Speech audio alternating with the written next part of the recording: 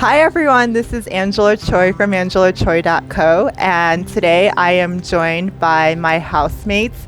We are currently in Medellin, Colombia, and we're on our rooftop filming this, and I thought that it'd be great to bring my housemates into this video because we're all digital nomads and we're all doing different things in our lives, and I thought that it'd be great for us to get together to talk about purpose and for you guys to learn about what they're doing with their lives and how they're living in alignment with their purpose. How does that sound, guys? Sounds cool. Awesome. So why don't we start with you, Chase? Okay, so as you know, my name's Chase and I help people who stutter. And I'm in Medellin, Colombia right now because the weather, and it's nice, and the people are nice, and Angela Choi is here. That's the main reason why I came here.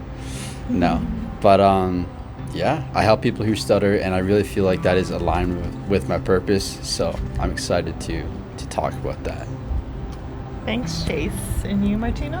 My name is Martina. I work as a social media marketing manager, and I came to Medellin because it sounded like an amazing place, and it proved itself to be. Awesome. All right, so Chase, I'll start with you because you said that you felt like you were doing something that's in alignment with your purpose. So why don't we just start off by me asking you, what do you think purpose is? What does it mean to live in alignment with your purpose? Live in alignment with my purpose. I've actually never thought about what that feels like. Well, I know what it feels like, but I've never tried to put words to it. It feels like I feel like if you're living in line with your purpose, once you complete a task or once you are doing something towards that, it's a feeling of fulfillment inside of you. It's not just like a task to bust down, a task to complete, and when it's over, you're like, okay, thank God I completed that. Now I can do whatever. It feels like you're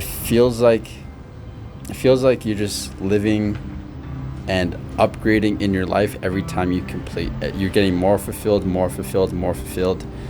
and I often get people telling me that I work too much, which doesn't make sense now if you look at how much I work. But in the past, they say I work too much. I don't play enough. But it honestly feels like this. There's nothing I'd rather be doing than doing this, and that's what I feel is being on my purpose. Is when I would rather work than do random things that aren't connected to me. So being fulfilled with the things I do in a true, loving, filling up way. I don't know a better way to put that. Feels like I'm on my purpose. Yeah, I think that's really beautiful. It's something that I feel like people have reflected on a lot in the last year because of COVID. So we didn't have our normal day-to-day distractions. So what does it mean to live a fulfilled life doing things from within versus turning to external things like movies, entertainment, outside activities to find fulfillment? So I really agree with you on that point. And then your second point where you talked about how work doesn't seem like work because you're blending both work and play, and so I also find that to be very beautiful too. So thank you for sharing. Yes. And you, Martina, how do you define purpose, and what do you think it feels like when you're living in alignment with your purpose? I would define it as something that we usually feel is very connected to our identity, something that I'm honestly not really sure how to answer this question because I don't think I ever lived with a need for purpose. Okay. I feel that as humans, we are naturally made to do everything with a purpose. Everything that we do usually serves some kind of goal. But I don't see life as having a deeper purpose in a religious or philosophical sense. So I never really looked for it. How I lived is that I would more set up goals, which would be either short-term or long-term, but I never looked for something that would make me feel, let's say, fulfilled in a sense that Chase said it. I'm not completely sure why. Maybe because I feel that the human identity is too permutable, like it changes constantly. So the purpose that I had when I was 10 years old would be different from the purpose when I'm 20, when I'm 30 years old. So I think I prefer to think more in goals rather than in a purpose. But I think that's also something very personal, that somebody definitely can have a very strong sense of identity connected to a specific field of life. But I personally never felt that. And I also think that if you don't feel that, maybe it's okay not to look for a purpose, because, well, depends like how you perceive life, but I don't perceive it as having like an internal purpose, so I never felt the drive to give it. But I think that also a purpose, when somebody wants a good purpose, is something that you choose, something that makes you happy and makes you feel like your life makes sense for you. Yeah, I can definitely understand where you're coming from. So I'm curious, if you don't feel like you have this one thing driving you, which I think is very understandable. So I also agree with what you said about purpose evolving as we evolve as people. My belief is that our purpose changes as we change. And so I think an example of this is, like, I can use myself as an example. Like, I've always felt like I've wanted to help people. There was this underlying desire to do so, but the way that I've been helping people has changed throughout my life. Mm-hmm. So like the expression of like my belief or my purpose in wanting to help people has evolved as I've evolved. So I definitely understand that. So my follow-up question to you is, if you don't feel like you have this one sole purpose guiding you forward, how do you determine what you're setting for short-term and long-term goals?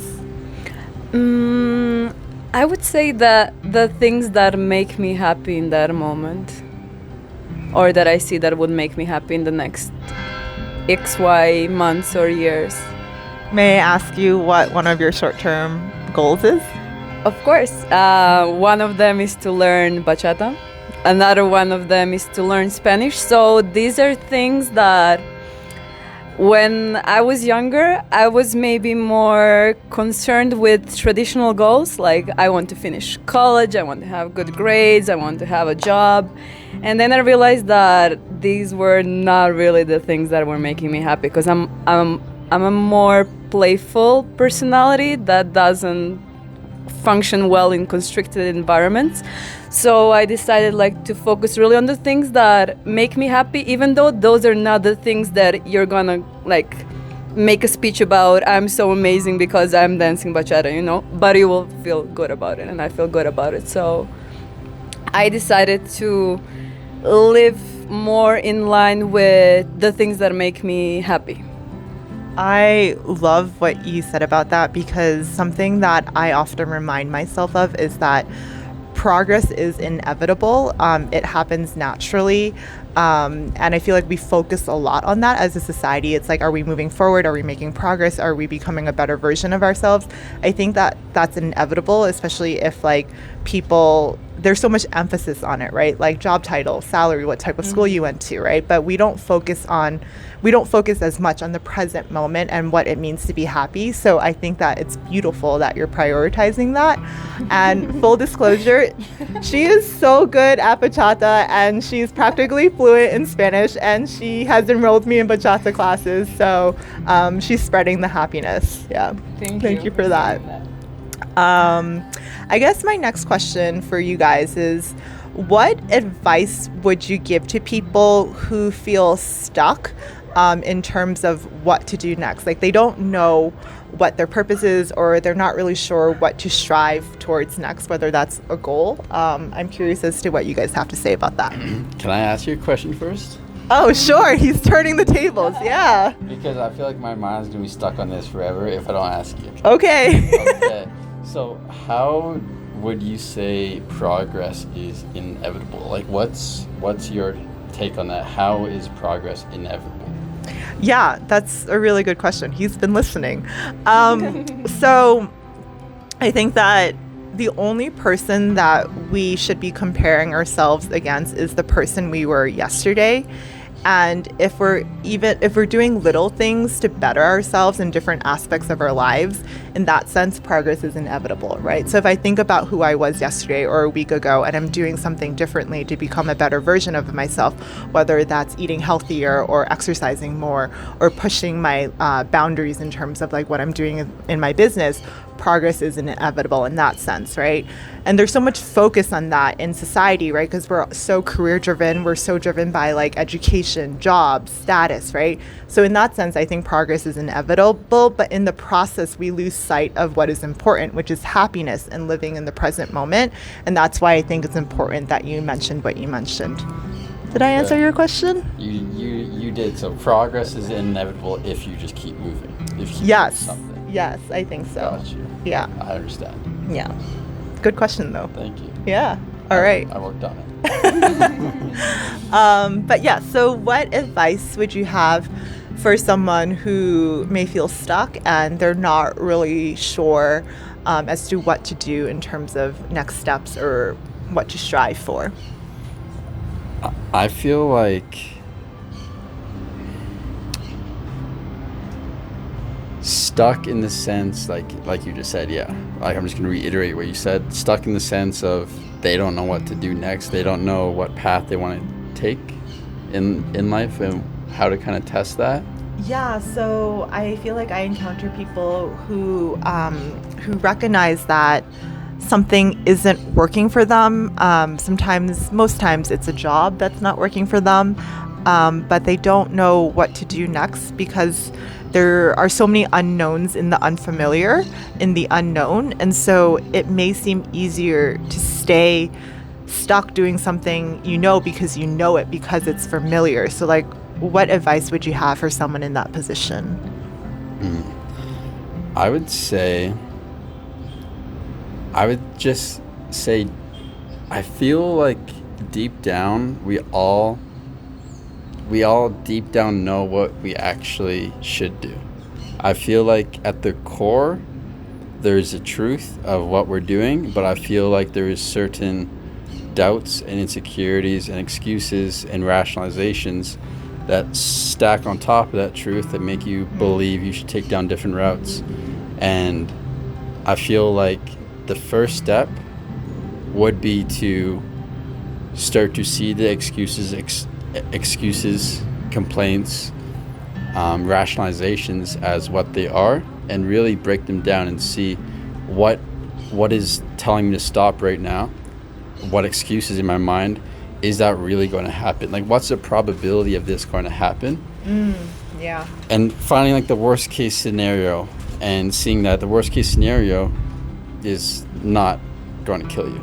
It's not going to kill you, and really realize that, and then just try what is called to you. Even if it's bachata, like I've always found in my life, if it's something I want to do, if it's something that feels is calling me, it doesn't matter if it's bachata or it doesn't matter if it's like something like helping people who stuttered. Whatever path I go down is calling me, I will meet someone while doing that will improve my life, that will make me have more clarity. I will realize what I don't like about that thing.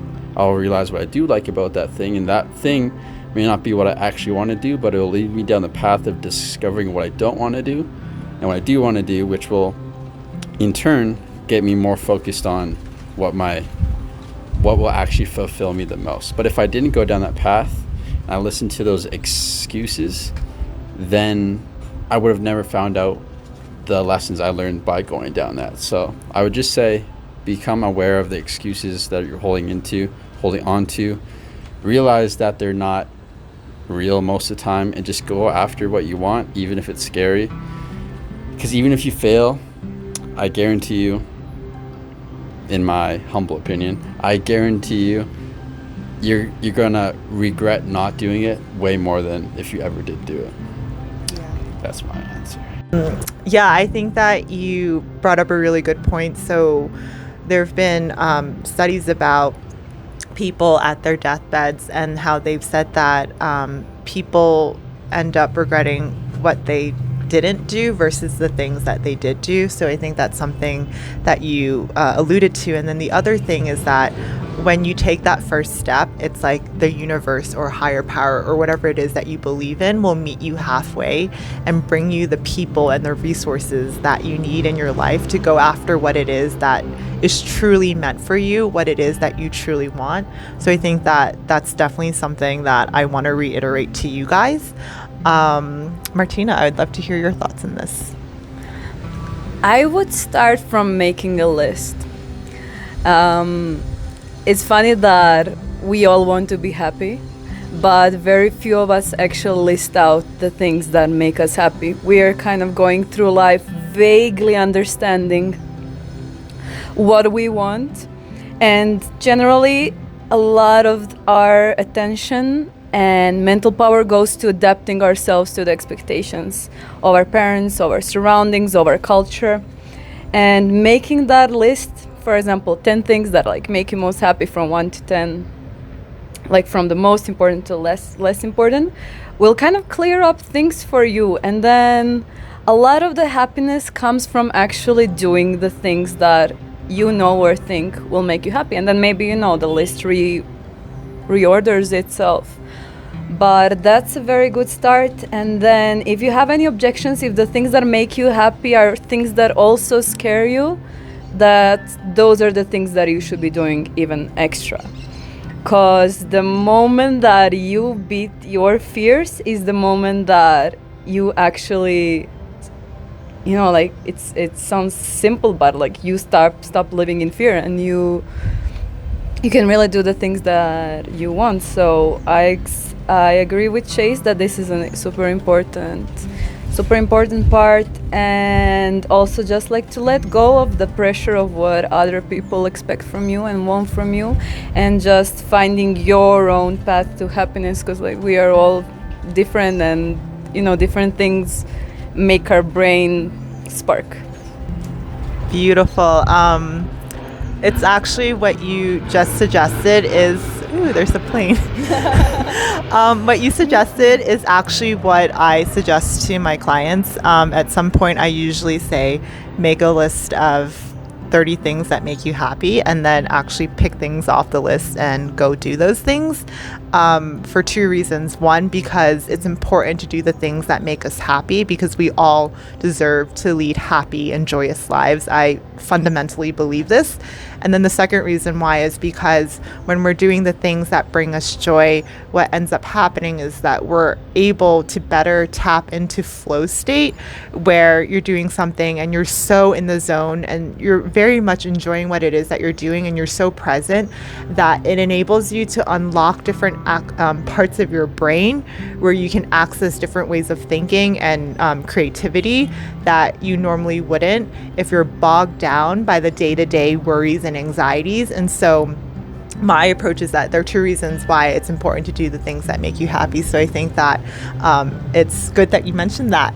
And then the other thing I want to add to what you said is that I also believe that life begins at the end of your comfort zone. Like, you don't know what you're truly capable of until you push back the fears that are holding you within your comfort zone. So that's also very important. I would add another list that just came to my mind.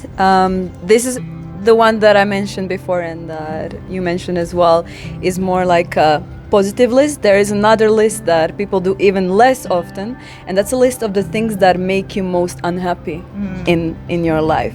Because often we do the things unconsciously that are completely making us miserable. And there was a psychologist who made like he had a group of depressed patients, and naturally these people are very difficult to motivate, and he made them to make a list of the things that make them most unhappy. And the people started laughing when they were making the list, because they realized, holy shit, I'm doing all these things every day.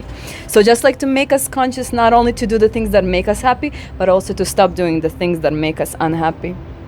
I really like that. I think I'm going to start doing that because the first step in anything that we do is self-awareness. And so when you bring to the forefront of your mind the things that are not working and the things that don't make you happy, then you're aware, like, hey, I want to stop doing these things. So I think that's really important. Yeah. Final question, open-ended. Is there anything that you feel like is important that you would want to share with my audience? Like anything from your heart, anything that we haven't discussed? All right, what's kind of on my mind is, again, I think we talked about this, but just the importance of purpose. And I know Martina says she's doing completely fine without it, and most people in life are. Maybe it's just me specifically. I don't think it is, but having a purpose, having a direction in life makes life 1,000 times easier, because it's your guide. You then have to create boundaries in your life so you can fulfill this purpose. And you have to be you have to create boundaries in your life so what you accept in your life and what you don't, the people who you accept in your life and who you don't, because for you to fully fulfill this purpose, you can't do it the same way you lived in high school, just accepting everything into your life. You have to create certain boundaries and sculpt your life in a way where if you truly feel this burning desire to fulfill this thing, you are going to have to make changes in your life, and these changes in your life are only going to make you better, or only going to make life decisions easier, because everything doesn't match up. Like anything in life will not match up to the importance of fulfilling this purpose. So it will allow you to avoid a lot of distractions. It will push you outside your comfort zone, because in order to be the best in your niche, or in order to fulfill this purpose the most, you're going to have to do things that you've never done. You're going to have to go on, like, for example, for me, I would have to go on podcasts. I would have to go on interviews. I'd have to go on like little shows, because I wanted to fulfill my purpose as much as possible. I had to leave my comfort zone, and the pain of staying the same and not pushing myself was a lot more painful than the pain of not fulfilling my purpose. So when there's that switch, it's like you are just go, and life, like Angela says, life kind of works for you when you're in that type of momentum. So for me specifically, if I didn't have a purpose, I'd be directionless. My boundaries would be a lot more weak. I'd be spending time and energy where it didn't need to be spent. But because I have this purpose, I'm able to direct my energy where it's most needed. And when I waste energy, I'm able to cut that off and focus again on what really matters. So, and that is also what makes me the happiest as well. So just the importance of purpose, I wanted to reiterate. I would like to add something as well. Yeah.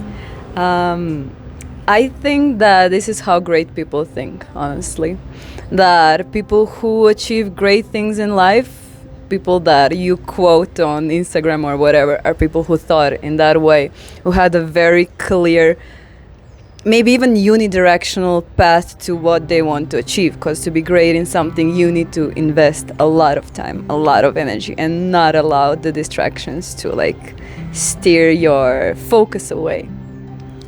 And I think also that regarding purpose, it's very important that you find the purpose that makes you emotional, that makes you happy, that it's not a purpose that is a purpose that your parents expect from you, or your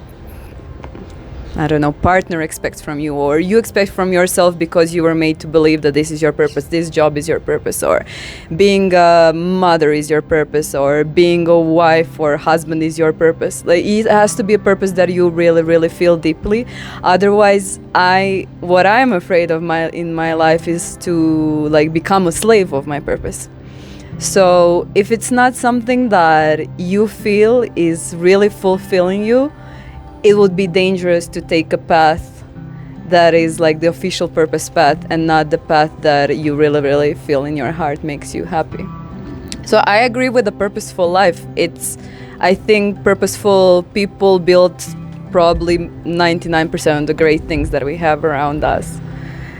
I'm just saying that maybe not all people feel like that, and maybe some people are like all over the place and feel the pressure of having a purpose. And I don't think that should happen either. I think both paths are fine. It just depends which one you feel is more natural for you. Yeah, I think that you guys said some really, you made some really good points that I just want to highlight. So, the first of which is that sometimes our purpose is to be exploring. And I definitely went through a phase of that where I wasn't entirely sure what it is that I wanted to do next. And what I needed at that moment in my life was to explore and have these questions that I didn't necessarily have answers to, and be okay with that, because that was where I was in my life. And I think that you guys both agree on that.